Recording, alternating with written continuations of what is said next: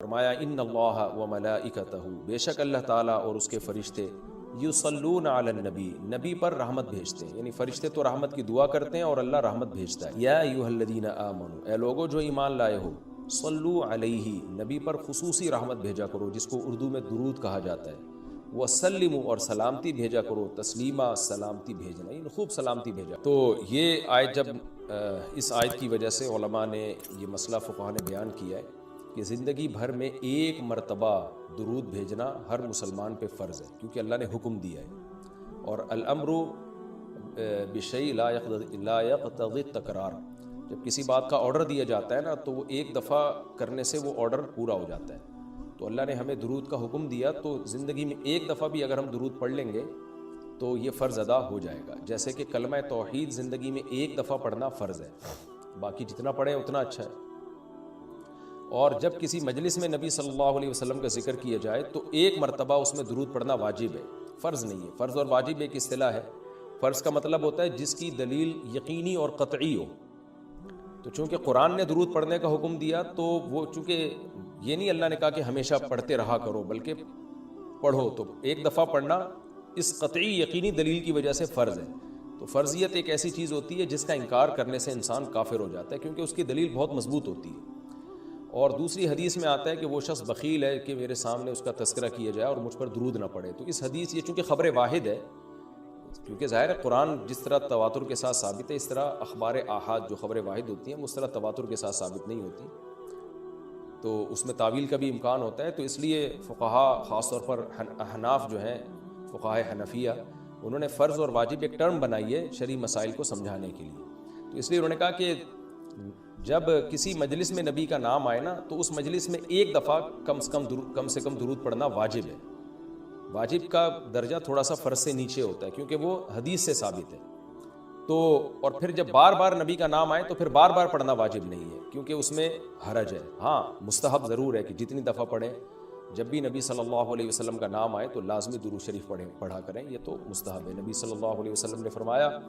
جس شخص نے مجھ پہ ایک دفعہ درود پڑھا اللہ اس پر 10 رحمتیں نازل کرتے ہیں اور اس کی 10 خطاؤں کو معاف کرتے ہیں۔ تو بہت زیادہ فضیلت ہے درود شریف پڑھنے کی، اور یہ بڑی عجیب بات ہے کہ درود شریف جو ہے یہ اصل میں اللہ کی عبادت ہے۔ یہاں میں آپ کو ایک دلچسپ مسئلہ بھی بتاتا چلوں۔ شرعی مسئلہ یہ ہے کہ جب ہم کوئی منت مانتے ہیں نا، منت کہ اگر اللہ نے میرے مریض کو شفا دے دی تو میں اتنے روزے رکھوں گا، میں یہ کروں گا، میں یوں کروں گا، تو اس عمل کو منت کہا جاتا ہے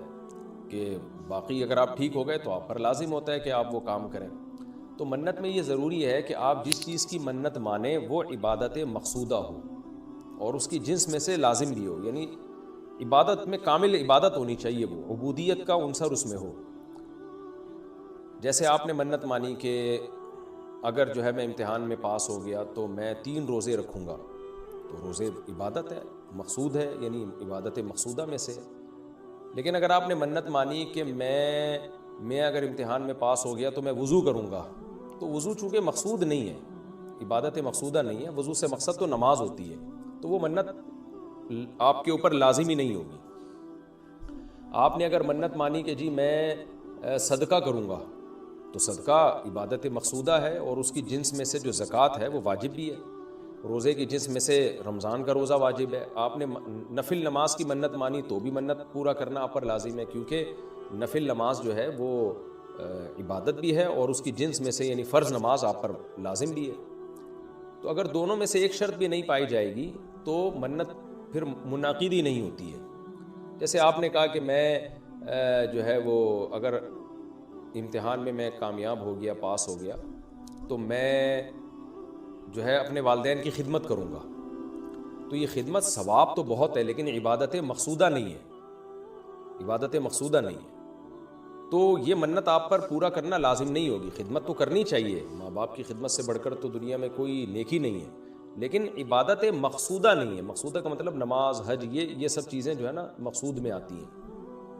یہ کسی عارضے کی وجہ سے اللہ نے ہمیں حکم دیا ہے کہ تاکہ ماں باپ کو پریشانی نہ ہو۔ یہی وجہ ہے کہ اگر خدمت کے محتاج نہیں ہوتے تو پھر خدمت واجب بھی نہیں ہوتی، ان کی خدمت کے محتاج ہوتے ہیں تو واجب ہوتی ہے۔ لیکن نماز تو جب بھی ٹائم آئے گا آپ پر لازم ہوگی، زکوٰۃ تو سال گزرنے کے بعد جب بھی صاحب نصاب ہوں گے آپ پر لازم ہوگی، چاہے غریبوں کو ضرورت ہو یا نہ ہو، آپ پر تو زکوٰۃ واجب ہوتی رہے گی۔ تو اب علماء کا اختلاف ہوا ہے کہ اگر کوئی شخص درود شریف کی منت مانتا ہے تو کیا اس پر درود شریف کی منت پوری کرنا لازم ہے؟ بعض علماء نے کہا کہ نہیں، کیونکہ درود شریف بھی عبادت مقصودہ میں سے نہیں ہے۔ اس کی پہلے میں اور آسان مثال دیتا ہوں، جیسے تلاوت۔ علماء کہتے ہیں اگر کوئی یہ منت مانتا ہے کہ اگر میں امتحان میں کامیاب ہو گیا تو میں 3 پارے تلاوت کروں گا، تو یہ منت پوری کرنا بھی واجب نہیں ہے، کیونکہ قرآن پڑھنا بہت زیادہ ثواب تو ہے لیکن عبادت مقصودہ نہیں ہے، بلکہ مقصد قرآن سے کیا ہے کہ آپ کا دل بنے اور آپ کو آخرت کی یاد تازہ ہو، آپ کو شرعی احکام کا علم ہو۔ ثواب بہت ہے، ہر ثواب کا کام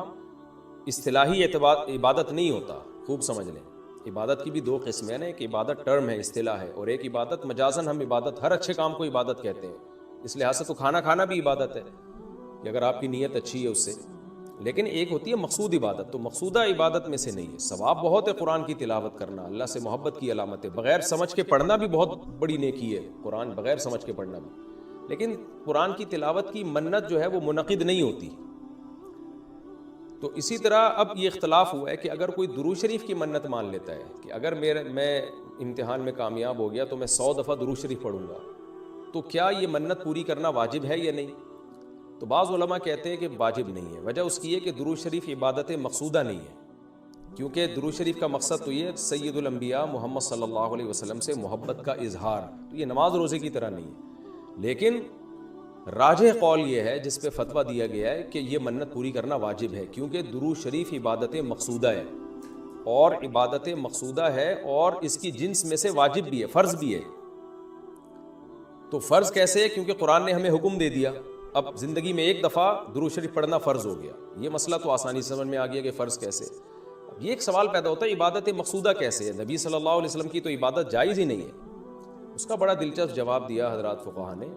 کہ درود شریف اصل میں اللہ کی عبادت ہے، جو ہم اللہ کو خوش کرنے کے لیے کرتے ہیں، کیونکہ اللہ نے ہمیں آرڈر دیا ہے۔ اور اس میں عبادت کا عنصر، عبادت کہتے ہیں جس کی جو ہے وہ جس میں عبودیت کا عنصر ہو، آپ بطور غلام جو کام کر رہے ہو، جس میں آپ کو لاجک پوچھنے کی بھی اجازت نہیں ہوتی۔ جیسے 5 نمازیں فرض ہیں نا، کیوں فرض ہیں؟ بھائی لاجک کی ہمیں حکم نہیں، ہم نے پڑھنی ہے۔ روزہ فرض ہے، اس کی حکمتیں اللہ نے بیان کی، لیکن وہ حکمتیں نہ بھی ہو تو روزہ رکھنا پڑے گا۔ تو درود شریف بھی عبادت مقصودہ میں سے ہے، اس لیے کہ اللہ نے ہمیں حکم دیا، تو ہم اللہ کو خوش کرنے کے لیے اللہ کی غلامی کے طور پر پیغمبر پر درود بھیجتے ہیں۔ تو اس سے درود شریف کی اہمیت بہت زیادہ بڑھ جاتی ہے، اور اس میں بہت ساری حکمتیں حاصل ہو جاتی ہیں کہ ہم اللہ کو راضی کرنے کے لیے، کیونکہ اللہ نے ہمیں حکم دیا ہے، جیسے نماز کا حکم دیا، زکوٰۃ کا حکم دیا، اللہ نے کہا کہ تم یہ عبادت کرو گے میری، یہ ہوگی میری، کیونکہ دعا عبادت ہے۔ دعا میں کیا ہوتا ہے؟ ہم اللہ سے بھکاریوں کی طرح مانگتے ہیں، تو اللہ نے کہا اور دعائیں تم مانگو نہ مانگو، یہ والی تو اسپیشلی تم پہ فرض ہے۔ ایک تو اطلاق دعا مانگنا ہے نا، لیکن اسپیسیفک کوئی مخصوص دعا مانگنا تو فرض نہیں ہے، لیکن یہ والی دعا مانگنا ہم پہ اللہ نے فرض کیا ہے کہ تم نے پیغمبر کے لیے رحمت کی دعا کرنی ہے، یہ تم پہ فرض ہے، یہ مجھے خوش کرنے کے لیے فرض ہے۔ تو یہ عبادت ہے، لیکن اللہ کی عبادت ہے، اور نبی کے لیے دعا ہے یہ۔ تو اس سے درود شریف کی اہمیت بھی بہت بڑھ جاتی ہے، اور ہمیں سید الانبیاء صلی اللہ علیہ وسلم کی اہمیت کا بھی پتہ چلتا ہے کہ اللہ نے پیغمبر پہ درود بھیجنے کو اپنی عبادت قرار دے دیا ہے۔ تو سید الانبیاء صلی اللہ علیہ وسلم کی بھی ویلیو بہت زیادہ بڑھ جاتی ہے۔ جیسے قرآن میں آتا ہے نا کہ وَرَفَعْنَا لَكَ ذِكْرَكَ، ہم نے آپ کے تذکرے کو بلند کیا ہے۔ تو کیسے بلند کیا؟ علماء نے اس کا جواب دیا کہ نماز میں بھی درود شریف ہے، اور اتحیات میں نبی صلی اللہ علیہ وسلم پہ سلامتی بھیجنے کو اتحیات کا حصہ بنا دیا گیا ہے، اور اذان میں اشہد ان لا الہ الا اللہ کے ساتھ اشہد ان محمد رسول اللہ کو بھی ایڈ کیا گیا ہے۔ تو اس سے سید الانبیاء صلی اللہ علیہ وسلم کی بہت زیادہ فضیلت ثابت ہوتی ہے۔ تو اس لیے درود شریف کا اہتمام کرنا چاہیے۔ جیسے شریعت میں بعض عبادتیں بعض اوقات میں زیادہ پسندیدہ ہیں، آپ دن میں نوافل پڑھیں اس کا بھی ثواب ملتا ہے، لیکن یہ نوافل آپ رات کے آخری حصے میں پڑھیں تو تہجد بن جائے گی، بہت زیادہ ثواب ہو جائے گا۔ آپ روزہ رکھیں عام دنوں میں ثواب ہے، پیر جمعرات کو زیادہ ثواب ہے، ایام بیز میں زیادہ ثواب ہے، رمضان کا تو بہت ہی زیادہ ثواب ہے، عاشورہ کا بھی ثواب ہے۔ تو جیسے جتنی بھی عبادتیں ہیں وہ خاص دن اور خاص اوقات میں ان کی فضیلت بڑھ جاتی ہے، تو ایسے ہی درود شریف کے بارے میں حدیث میں آتا ہے کہ عام دنوں میں بھی درود شریف میں بہت ثواب ملتا ہے، لیکن صحیح حدیث سے یہ بات ثابت ہے کہ جمعے کے دن درود شریف پڑھنا عام دنوں سے زیادہ افضل ہے۔ اسی وجہ سے ہمارے اکابر کا ہمیشہ سے معمول رہا ہے، جو ہم نے دیکھا بھی ہے کہ وہ جمعے کے دن خاص طور پر عصر کی نماز کے بعد درود شریف پڑھنے کا بہت زیادہ اہتمام کرتے ہیں۔ اور جب وہ عمرے کے لیے یا حج کے لیے جاتے ہیں تو بھی مسجد نبوی میں اکثر وہ میں نے دیکھا ہے اپنے بڑوں کو کہ وہ عصر کی نماز کے بعد نا مسجد نبوی میں صرف درود شریف ہی پڑھتے ہیں بیٹھ کے۔ ایک تو وہ جگہ ایسی ہے کہ جہاں سید الانبیاء صلی اللہ علیہ وسلم کا روضہ اطہر ہے سامنے ہو، پھر وہاں جمعے کا دن بھی ہو تو، اور پھر عصر کی کا وقت جو ہے وہ قبولیت کا وقت ہوتا ہے جمعے کے دن، جیسے کہ حدیث میں آتا ہے نا جمعے کے دن ایک گھڑی ایسی ہوتی ہے جس میں دعا رد نہیں ہوتی، تو جمہور علماء اس طرف گئے ہیں کہ اس سے عصر کا ٹائم مراد ہے، اگرچہ اس میں اختلاف ہے لیکن جمہور اس طرف گئے ہیں کہ عصر کا وقت مراد ہے۔ تو جمعے کے دن عصر کے وقت درود شریف کا اہتمام کرنا چاہیے، اور ویسے بھی اگر آپ کو عصر کے وقت ٹائم نہیں ملتا تو جمعے کی نماز کے لیے آپ وقت سے بہت پہلے آ جائیں، نہا دھو کے تیار ہو کے اگلی صف میں بیٹھیں، اور خطیب صاحب کا بیان شروع ہونے سے پہلے آپ تحیۃ المسجد پڑھنے کے بعد درود شریف کی کثرت کیا کریں۔ تو اس کے بہت زیادہ فضیلت ہے اور ہمیں اللہ نے حکم دیا ہے، اور علماء نے بیان کیا کہ درود شریف کو جو اللہ نے ہم پہ لازم کیا نا، اس میں ایک حکمت یہ بھی ہے کہ سید الانبیاء صلی اللہ علیہ وسلم کی بشریت ہمارے ذہن میں اور اچھی طرح بیٹھ جائے، کیونکہ پچھلی امتیں جو تباہ و برباد ہوئی ہیں وہ اس لیے ہوئی ہیں کہ انہوں نے پیغمبروں کو اتنا اونچا مقام دیا کہ اللہ کے برابر لے آئے، جیسے عیسائیوں نے حضرت عیسیٰ کو اللہ کا بیٹا بنا دیا معاذ اللہ، اور ہمارے یہاں بھی جو بدعتی لوگ ہیں انہوں نے سید الانبیاء کو حاضر ناظر مشکل کشا کیا بنا دیا، تو شرک کرنے لگے۔ تو درود شریف میں ایک حکمت یہ بھی ہے کہ جب ہم نبی کے لیے دعا کرتے ہیں اللہ تعالیٰ سے کہ اللہ سید الانبیاء پر اپنی خصوصی رحمتیں نازل فرما اور آپ پر سلامتیاں بھیج، تو اس سے ہمیں یہ بھی پتہ چلتا ہے، یہ عقیدہ ہمارے دل میں بیٹھتا ہے کہ محمد صلی اللہ علیہ وسلم بھی اللہ کی رحمت کے محتاج ہے، تبھی تو ہمیں حکم دیا جا رہا ہے کہ ان کے لیے دعا مانگو۔ ہاں یہاں ایک اشکال ہو سکتا تھا اس کا کہ بھئی اچھا اس کا مطلب نبی ہماری دعا کے محتاج ہیں، تو نہ نبی ہماری دعا کے محتاج نہیں ہے، اللہ کی رحمت کے محتاج ہے۔ ہم دعا نہیں بھی مانگیں گے تو اللہ اپنے حبیب صلی اللہ علیہ وسلم پر رحمت بھیجے گا، لیکن اللہ نے ہمیں حکم یہ دیا تاکہ ہماری نظر میں یہ عقیدہ اور اچھی طرح مضبوط ہو جائے کہ تم بھی پیغمبر کے لیے اللہ سے دعا مانگا کرو۔ اس سے پتہ چلتا ہے پیغمبر تمہاری دعا کے محتاج ہو یا نہ ہو، لیکن اللہ کی رحمت کے بہرحال محتاج ہے، اور پیغمبر بھی اس لائق ہیں کہ ان کے لیے دعا مانگی جائے، اور یہ اس سے ان کا مرتبہ کم نہیں ہوتا بلکہ مرتبہ بڑھ جاتا ہے، کیونکہ پیغمبر نے ہمیں یہ سکھایا ہے کہ یا ایھا الناس انتم الفقراء الی اللہ، اے لوگو تم سب کے سب اللہ کے در کے محتاج ہو۔ اور یہ جو میں نے کہا کہ پیغمبر اس لائق ہیں کہ ان کے لیے دعا مانگی جائے، تو اس کا کوئی یہ مطلب نہ لے کہ پیغمبر ہماری دعا کے محتاج ہے، یہ میں بار بار بتا چکا ہوں، ہماری دعا کے محتاج نہیں ہے، لیکن اللہ تعالیٰ یہ چاہتے ہیں کہ میں پیغمبر پر رحمت بھیجوں لیکن اس میں امتیوں کا حصہ پڑ جائے۔ حضرت مولانا اشرف علی تھانوی رحمہ اللہ نے اس کی ایک مثال دی ہے کہ جیسے کسی بادشاہ کو اپنے شہزادے سے بہت زیادہ محبت ہے، وہ ویسے ہی اس کو گفٹ دینا چاہتا ہے، اور آپ کو پتہ ہے کہ اس نے یہ گفٹ دینا ہے، لیکن آپ جا کے بادشاہ سے سفارش کر دیتے ہو کہ بھئی ان کو یہ گفٹ دے دو۔ اس میں آپ کا مقصد یہ ہوتا ہے کہ بادشاہ نے تو کرنا ہی ہے، تو بادشاہ کے دل میں ہمارا مقام بھی بڑھ جائے گا کہ دیکھو جو کام میں چاہتا ہوں تو یہ بھی مجھ سے وہی چاہتا ہے، اور اس سے نبی صلی اللہ علیہ وسلم سے بھی آپ کا تعلق بڑھ جائے گا، اور یعنی جو شہزادہ ہے نا اس سے بھی تعلق بڑھ جائے گا آپ کا۔ تو جب ہم اللہ سے دعا مانگتے ہیں نبی کے لیے تو ہمارا اللہ کا ریلیشن بھی بڑھتا ہے، اس سے اللہ خوش ہوتا ہے کہ دیکھو میرے حبیب کے لیے یہ بھی مجھ سے کہہ رہے ہیں رحمت بھیجنے کا، اور سید الانبیاء سے بھی ہمارا تعلق بڑھ جائے گا۔ قیامت کے دن یہ چیز سفارش میں معاون اور مددگار ہو سکتی ہے۔ ان الذین یؤذون اللہ ورسولہ، بے شک وہ لوگ جو اللہ اس کے رسول کو تکلیف پہنچاتے ہیں، اللہ کو تو ظاہر ہے کوئی تکلیف نہیں پہنچا سکتا، یہاں بھی مجازاً اس کو تکلیف سے تعبیر کیا، اللہ کے حکام کی نافرمانی، اور یعنی اللہ نے اپنے رسول کی تکلیف کو اپنی تکلیف قرار دیا ہے۔ لعنہم اللہ فی الدنیا والآخرہ، ان پر دنیا اور آخرت میں لعنت ہوتی ہے، کیونکہ منافقین یہی کام کر رہے تھے نا، میں نے بتایا کہ سورت کا حاصل یہی ہے، اس میں اہم مضمون یہی بیان ہوا ہے۔ وَأَعَدَّ لَهُمْ عَذَابًا مُهِينًا، اور اللہ نے ان کے لیے ذلت والا عذاب تیار کر کے رکھا ہے۔ وَالَّذِينَ يُؤْذُونَ الْمُؤْمِنِينَ وَالْمُؤْمِنَاتِ، اور وہ لوگ جو مومنین اور مومنات کو تکلیف دیتے ہیں، عام مسلمانوں کو تکلیف دیتے ہیں، بِغَيْرِ مَكْتَسَبُوا، بغیر اس کے کہ جو انہوں نے کمایا،